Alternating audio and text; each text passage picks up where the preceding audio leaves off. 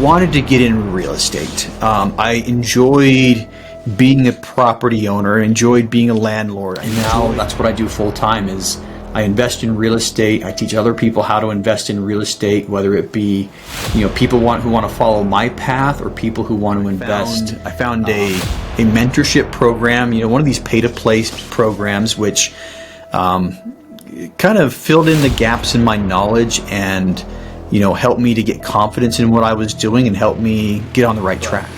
What I realize now that I didn't realize then is I wanted to teach. That was my passion. Hey everyone, I'm super excited to introduce you to our next guest, Brian Briscoe. He went from being a military in the Marines, reserve, to active military. During the military, he wasn't sure what he wanted to do, found the love in real estate, and now not only does he love working with people, his partners, passive investors, and also a real estate coach as well. So without further ado, here's Brian Briscoe. Hey Brian, so tell us more, welcome first to the Life by Design podcast. And ultimately, we met through mutual friends and Valerie. Business as well, and Valerie, right? Tell me a little bit more about your background and what you do, how you get started and what you do. Tell me a little bit more about you. Yeah. I'll give you a wave tops, and you can dive in anywhere you want. But I was born and raised in the Salt Lake City area. I just like most people, I was going along the go to school, get a good job track. That's what I was told to do growing up. And my dad was a mailman, and that's something he always told me is I want you to have a better job. I want you to have a better life than I do, and I want you to have more than. And I want your kids to have more, is what he kept on telling me. So I went to college, got a couple degrees. I wanted to be a math professor, but what I realize now that I didn't realize then is I wanted to teach. That was my passion. I was good at math. Math was not my passion. And I think I was always, subconsciously looking for other things. And I ended up getting into the Marine Corps Reserves in 2000, and so became a reservist. And so, a year later, 2001, September 11th happened, and instead of waiting around for my reserve unit to get called up, and they ended up getting called up, but instead of waiting for that moment, I decided just to take my life into my own hands and not sit around and wait. And I went active duty. I volunteered for active duty. And that really changed my course there. It was initially supposed to be like a 3-year stint. But, long story short, next 20 years was, me moving every 1 to 3 years. I liked it enough to stay in. And, part of it, I'll be honest, and part of it was I was afraid to get out. I was afraid to start over in anything else. But I did enjoy what I was doing. Bought a couple single-family homes along the way. That was, kind of my idea of trying to build wealth and invest. Just try the real estate game. Landlording and everything else. And at the small scale that I did that, I thought it was successful. I had a lot of equity in properties. I had some cash flow going on, and I wanted to basically scale that. I wanted to duplicate, triplicate, 10x what I was doing with single family. And basically, through several months of trying to figure out how to scale it and what to do next, I landed on multifamily. I went in apartment buildings, if anybody doesn't know that multifamily term. But I decided to start building apartment buildings, and used what I had up front and figured it was a lot like the single family game. It's a little like the single family game. I wouldn't say it's a lot. Ended up, getting a mentor, and from there just was off to the races. So within 2 or 3 years of starting down that path, I was able to, get out of the Marine Corps without worrying about ever getting another job. And now that's what I do full time is I invest in real estate. I teach other people how to invest in real estate, whether it be, people who want to follow my path or people who want to invest passively with us, and that just means they contribute funds. We do all the work, and we give them a share of the profit. But so yeah, in a nutshell, that's my story. Awesome. Well, thank you. Well, first of all, thank you for your service, Brian. Thank you. Really appreciate that. Yeah. How long were you in the Marine Corps? 20 years and 8 days. 20 years and 8 days. You made it through the whole 20 years. Made it through the whole 20. Yeah. And the reason I say 8 days, the last year was difficult. It was a COVID year. I wasn't super busy at work. I was actually making more money, in my apartment investing activities.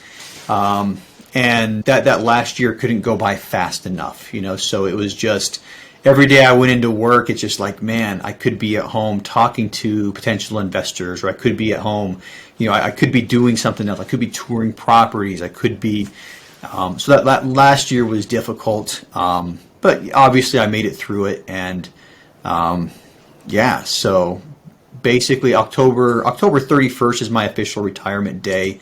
But yeah, my last day in the Halloween, huh? Yeah, it's been almost 2 years. Yeah, it's crazy. Wow. Yeah. Wow. Now I would imagine that a lot of, because I live close by to the Travis Air Force Base, and I have for years, where my practice is, and I have some friends who are in the Air Force, as well.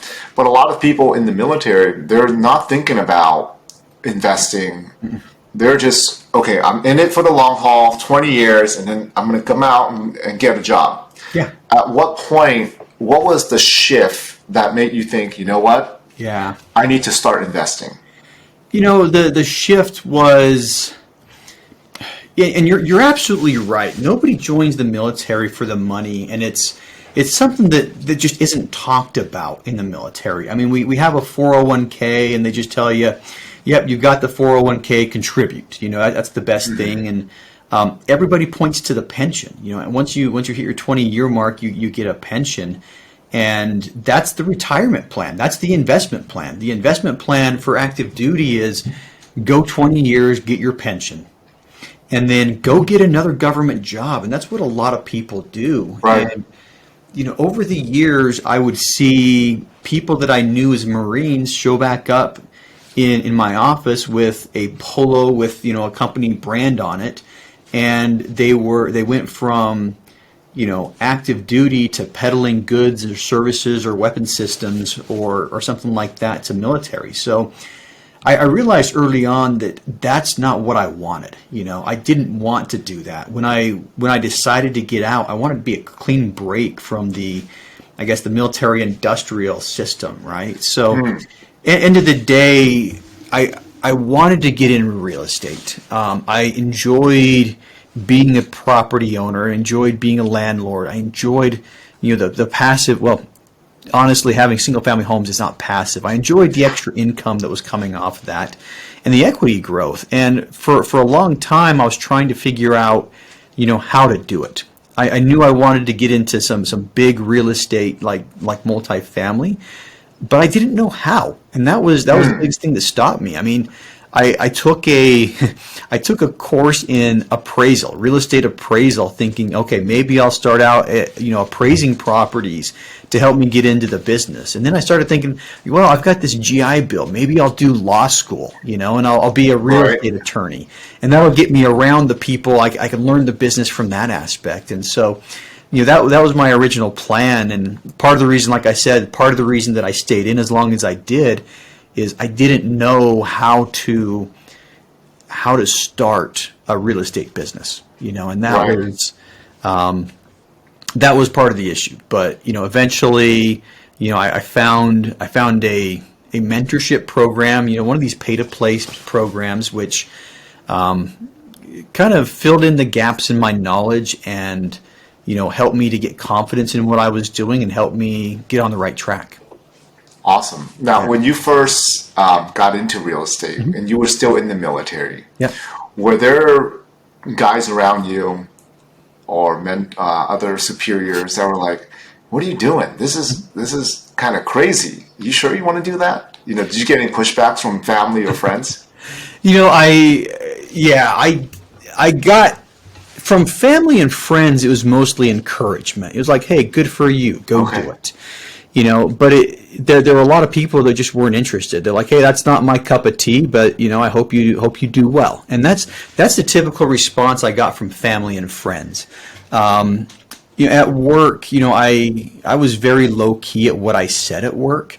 It was something that I didn't want to make waves. I didn't want that reaction, because there's a lot of very similar thought in the Marine Corps. People tend to seem to think the same, that you should give your entire life to the Marine Corps and not have any outside pursuits. But yeah, eventually I started telling people what I was doing. Eventually, like when I would go on leave for or vacation, time off, whatever you call it, for a couple of days to go tour properties. When I came back, I'd tell people what I did. And there was one guy, and this is when I worked at the Pentagon. We were in cubicles. One guy that called me the slumlord. Kept on, Briscoe's slumlording again. I had a couple of bosses that were like that. Really didn't care what I did. I had a couple of bosses that were like, man, I wish I was doing what you were doing. And I had one that was just, hard on the other end, where he's like, yeah, I mean, you're a Marine first. You realize that, He was the guy that the day before my retirement, told me he expected me to put in at least 8 hours of work. I'm cleaning out my desk, and but anyway.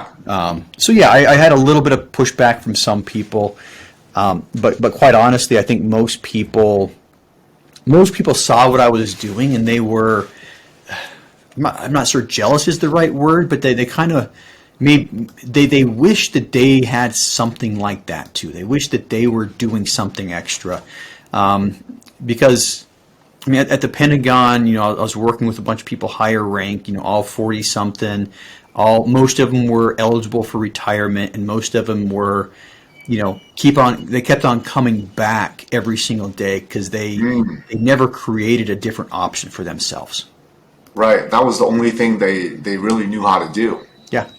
And I mean, it's typical. People just put their head down and they plow forward in the military, and then it's like, oh shoot, I need to make a decision whether I get out or keep going, and it's like, I guess I'll keep going. And that's what I did a lot, and that's what I see a lot. I mean, some people really, really want it, but there's a lot of people that are just, put their heads down for too long, and when it comes time to make that decision, I mean, they've really only got one decision to make. Right, and I've also heard in the military, at some point after 20 years, you end up making more retired than you do active. Is that a true statement? No. You end up the retirement pay is based off of your. You have several different ways you get paid. You get your basic pay. You get a housing allowance. You get a food allowance. If you stay in long enough, you can get 100% of your basic pay as someone who's as a retired military person. So right. At 20 years, I get 50% of my basic pay, which ended up being about 30% of my take-home pay, because we had housing allowances, because we had other things in there. But if you stay 40 years or longer, you're going to get 100% of your base pay. And, oh, by the way, if you're allowed to stay 40 years, you're already pretty high in rank. And so, their pensions are going to be, low six figures to start with. My pension, I think, is 40. It's in the 40,000 mark. It's below 50, but I mean, it's not nothing. But yeah, for every year you get a 2.5% multiple on your base pay. So okay. Thank you for breaking that down. Yeah. Yeah. Now, when you were starting out looking for a mentor, yep. Now that you've been in the game, in the real estate game for a while, do you believe you found the right mentor, or how would you guide someone to looking for a mentor now? Yeah, I mean, when I started, I don't think there were a lot of. I mean, I hadn't heard of a lot of mentorship programs. I kind of went with the first one that I had ever heard of. So okay. How long ago was this, by the way? It was Michael Blanc, and I had been listening how long ago was it? 2018. 2018. Okay, 5 years ago. Okay. Yeah, so it was a long time ago, and it was the only one I had heard of at the time. I didn't know there were others out there. I was listening to his podcast one day, and he had like a self promo where he's talking about, hey, I've got this course, and right. As soon as I heard it, I'm like, that's exact. I mean, the backstory is, I was touring properties and walking out of these properties thinking, I don't know what the heck I'm doing. I don't know if this is going to be a good deal. I don't know anything, and I realized what I didn't know. And one day, I'm just sitting, listening to a podcast, and he talks about this online course that he has. And I pulled out my credit card and immediately bought it. I mean, it was just like, all right, you know what? This is exactly what I need. And I bought it. And a couple weeks later, listening to his podcast again, he talks about a big conference that he's doing. And, at the time I was moving to DC, and the conference was in DC. And it was just like, well, I might as well just get tickets to this, And so, I splurged. I got the VIP tickets. I went to the conference, and it was a good conference. There's definitely a pitch to it. They were definitely trying to get people to sign up for their coaching program, and I did. It was one of those things where, I had been in that $2,000 online course for a while, and it was good content. And yeah, it was the first one that I knew of. But your second question, what should you be looking for? Look for a good fit for you is the answer. Had I looked a little bit further, I may have found a better fit for me. I think that was adequate, but I may have found a better fit is the answer. And I actually get that question a lot. I've started bringing on coaching clients myself, and being the coach now as well. But I would say find somebody that you like, somebody that you trust, and depending on where or how you're getting into multifamily, find somebody that can help you with your specific niche. So some coaches will really teach you how to underwrite well. Other coaches will teach you how to raise capital. It's important to make sure that you have a good fit with your coach, and that's really it.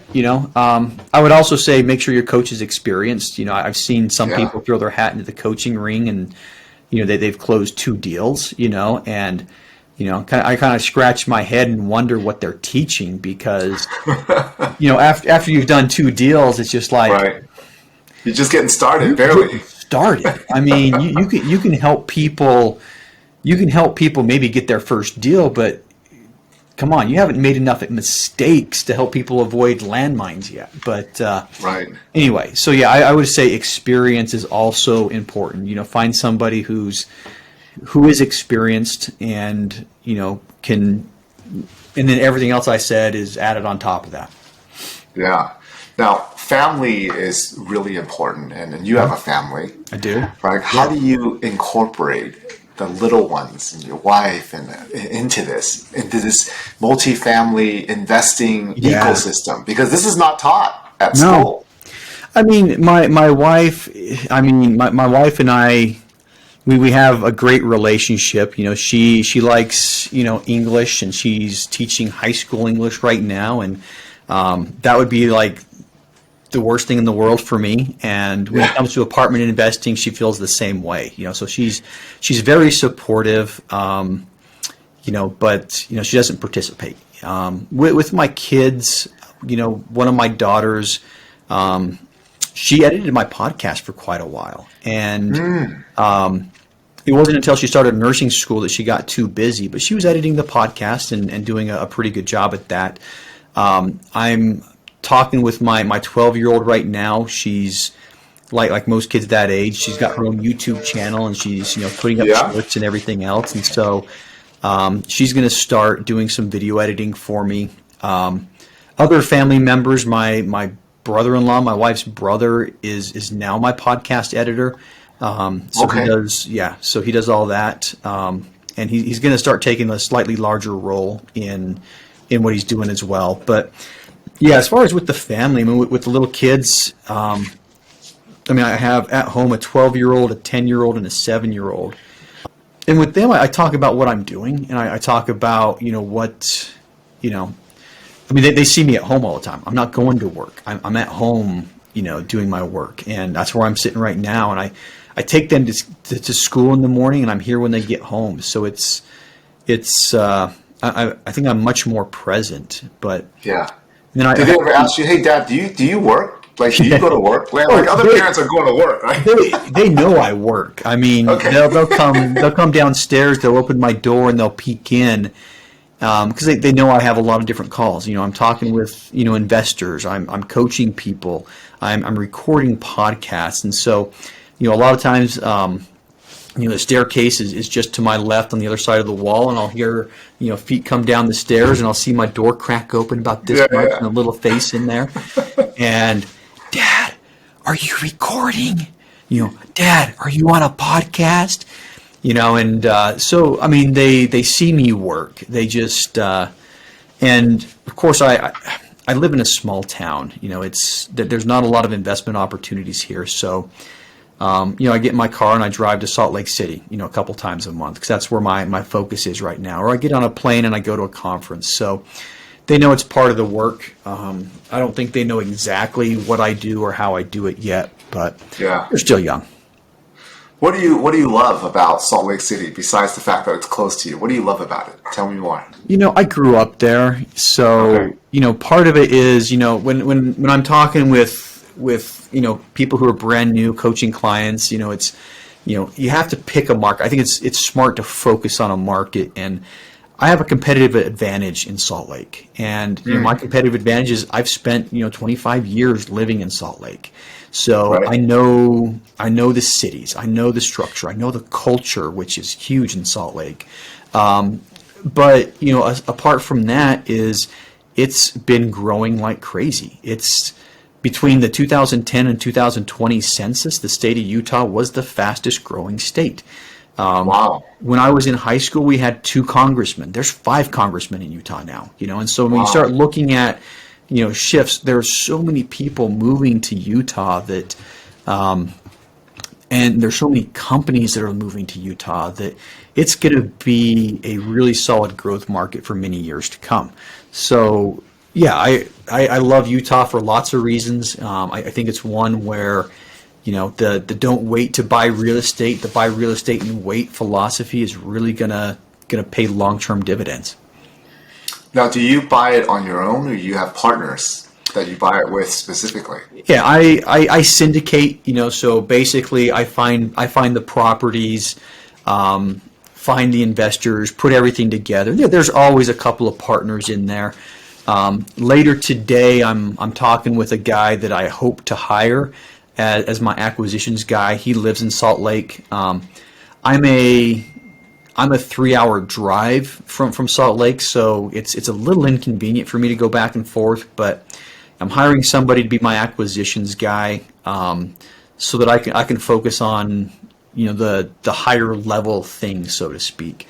But yeah, typically the way we do things is my acquisitions guy is going to find the properties, and then I'm going to bring everything else to the table. And if we need to raise, $5 million to close on a property, I know how much I can raise, and if I need to bring other people in to, help bring equity or other people in to, be loan guarantors, I'll do that. So, typically we're looking at anywhere between, 4 and 6 people that come together to put these things together, but. I have a couple of people that I've worked with, many times in the past, and I'm going to keep on working with. And every time I get a deal under contract, I'm going to pick up the phone, call one of the same people, and basically each deal is going to be very similar in that aspect. But yeah, we're always looking for new deals. We're always looking for new investors, and we're always looking for potential partners who can help us get into larger and larger properties and get to the next level. Yeah. Now, so in real estate, there's the partner side and then there's also the investor side, Yep. right? Yep. How did you know, a lot of the investors would ask, well, how do you find your partner? How do you know who's the right partner? How can they trust you or your partners as an investor? You know, a lot of it's with track record. I mean, it's kind of hard to do it, but you know, it just starts with relationships, and it starts with testing the waters. You know, so you know, I met a couple of people at an event last month that I think would be really solid partners. You know, they've been extremely successful in a previous job or career, and you know that's part for people coming into the game. You look for indicators of success. You look for other indicators. For people who've been in the game for a while, you know, you look at their track record. You know, so depending on what I'm looking for, you know, I want somebody to have you know, indicators of success or a track record. But you know, going through it, you know, a lot of people I've partnered with, you know, it wasn't I meet them today, I partner tomorrow. For me, it's a little longer. You know, it's I meet them. Hey, okay, I think you might be somebody that I'd like to talk to, or you know, the skills you have, the things you bring to the table, are something that I need right now. And it starts with a conversation. You know, so wherever we meet, we hop on a Zoom call, and then we keep on hopping on Zoom calls, and then you know, once we're comfortable with each other and we like each other enough, we'll try partnering in a small aspect, you know. So that's really what it is. But like I said, I'm looking for indicators of success. You know, you don't have to necessarily have a long track record in multifamily for me to partner with you, but you know, you have to have, like I said, those indicators. I have to be able to look at, you know, what you've done in the past and say, okay, yeah, there's a very high probability that they're going to be able to do this well too. That's great. It's great to know that you're vetting your partners, you know, at the same time. What's your ideal investor? You know, ideal investor, you know, I would say, you know, somebody who's I'm always looking for accredited investors, obviously, but my ideal investor is somebody that can invest a lot, you know. And when I say a lot, you know, if I'm running 4 deals a year, my ideal investor is at the point to where they can probably invest in 2 per year, you know. So I'm looking for, you know, people who are roughly my age. You know, they tend to have a little more money. You know, working professionals, people who are, you know, doing extremely well in their job, and they're looking to increase their net worth or gain cash flow passively through real estate. So, you know, the type of people that have invested with me before, you know, a lot of them are those types of professionals. You know, a lot of them have, you know, amassed a fair amount of wealth, and they're looking to diversify. You know, they want something more than just the stock market or what a stockbroker can give to them, and they're looking to take a portion of their wealth and put it into multifamily. So, you know, I've got a lot of, you know, professionals, got a couple of pilots. You know, I was talking to a pilot this morning about investing in a project we have right now. You know, a lot of former military, just because that's where I was, where I came from. But yeah, doctors and attorneys tend to be, you know, really good investors as well. But yeah, essentially, I'm looking for, you know, the professionals who have, you know, made it to a certain point to where they now need to diversify. You know, they have a little bit of a lump sum. They have some money invested in the stock market, and they're at the point where it's like, you know, stock market's great, but I need money working for me in other places. Awesome. Well, thank you for sharing that, Brian. So if there are people who want to reach out to you, investors or potential partners, what's the best way for them to reach out? You know, investors, you go to my website, Streamline Capital Group, and you know, there's a place where you can schedule a call on there. It'll take you to my Calendly link. So streamlinecapitalgroup.com is the website. For people looking to, you know, if you're interested in doing what I'm doing, interested in learning from me, different website for you. It's thetribeoftitans.info. And that's the educational website. But there's also a form to fill out there to get on my schedule. So so passive investors, people wanting to make more money off of what they've made already. StreamlineCapitalGroup.com. People want to do what I'm doing or take advantage of my educational resources. TheTribeOfTitans.info. Awesome, Brian. Well, thank you so much. I mean, here you guys hear it, from being in the military, reserve, to active Marine, multifamily, to now being a coach and getting investors and partners involved as well. Yeah. Brian, thank you so much for sharing with us today and being with us. Appreciate your time. If you just love watching what Brian said and want to learn more about other successful people who have built the life that they wanted to build, watch here and here, and we'll see you on the next one.